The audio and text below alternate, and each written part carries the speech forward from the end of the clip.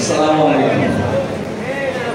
সংক্ষিপ্ত এতবার বলা হয়েছে যে আমার মনে হয় আমি সংক্ষেপে বলতে পারি। আমি আপনাকে ধন্যবাদ জানাই।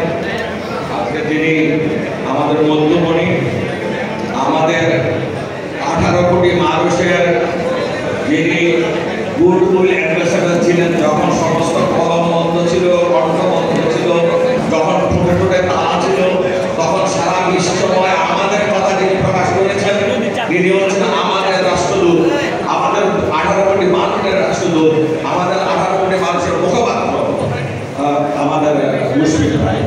আমরা আন্তরিক ধন্যবাদ জানাই তাকে।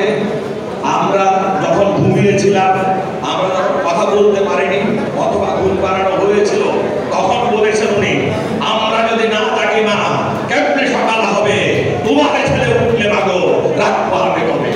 আমাদেরকে জানিয়েছেন ঝর্ণা হাসি বলবে হাসি, ফুকট গেলি নাকি বলবো আমি নেই ফুকট ঘুম জাগানো পাখি। এই বাঙালিদেরকে বিদেশে ঘুম জাগিয়েছে।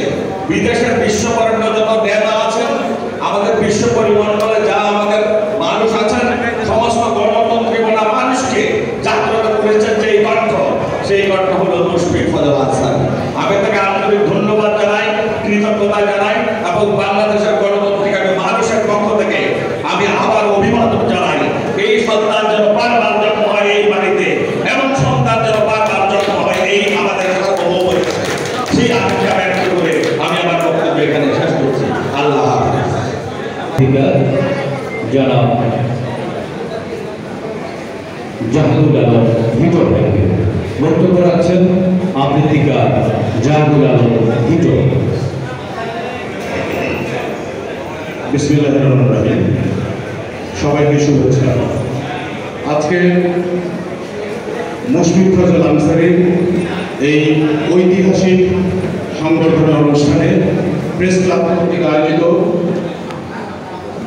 যে জমায়েত, সেই জমায়েতের সভাপতি, জাতীয় প্রেস ক্লাবের সম্মানিত নেতৃবৃন্দ, বাংলাদেশের প্রতিনিধিদশা কবি, সাহিত্যিক, কলামিস্ট, সাংবাদিক, ইলেকট্রনিক এবং প্রিন্ট মিডিয়ার সাথে কাজ করছেন যারা, তারা এবং মুশফিক ফজল আনসারীর সুবর্ণধারী হিসেবে আমরা যারা এখানে উপস্থিত হয়েছি, সবাইকে আসসালামু আলাইকুম। আজকের এই দিনটি নিঃসন্দেহে একটি ঐতিহাসিক দিন, আমাদের স্বপ্নের দিন।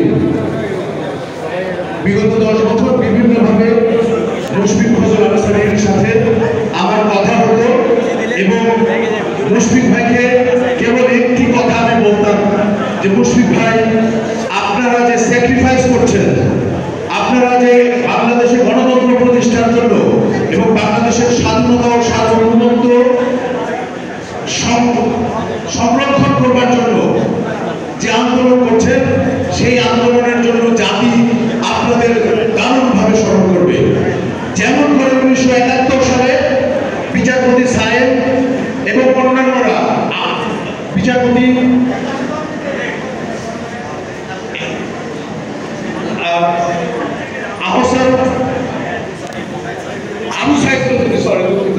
বিচারপতি আবু সাইদ চৌধুরীরা যেভাবে বিদেশে জনমত তৈরি করতে কাজ করেছেন, বাংলাদেশে এই ফ্যাসিস্ট বিরোধী আন্দোলন, হাসিনা বিরোধী আন্দোলনে আপনারা সেই কাজ করছেন, সেই কাজটা আমরা দারুণভাবে সেলিব্রেট করতে পারবো। সেই মাহেন্দ্রক্ষণ আজকে, সেই মাহেন্দ্রক্ষণে আমরা যারা সমবেত হয়েছি, একটি ঐতিহাসিক মুহূর্তে সেটি হলাম। মুশফিক ফজল আনসারীকে অবশ্যই, এবং তার মতো আরো অন্যান্য যারা এইভাবে ভূমিকা রেখেছেন, অবদান রেখেছেন, সাংবাদিক নেতৃবৃন্দ আছেন, আপনাদের মাধ্যমে গণপ্রজাতন্ত্রী সরকারের কাছে আবেদন করতে চাই যে আমাদের দেশে বিভিন্ন পদক আছে, 21 পদক আছে, স্বাধীনতা পদক আছে, এইসব পদকের জন্য মুশফিক ফজল আনসারীদের মনোনয়ন দিতে হবে। এটি আমাদের গণদাবি।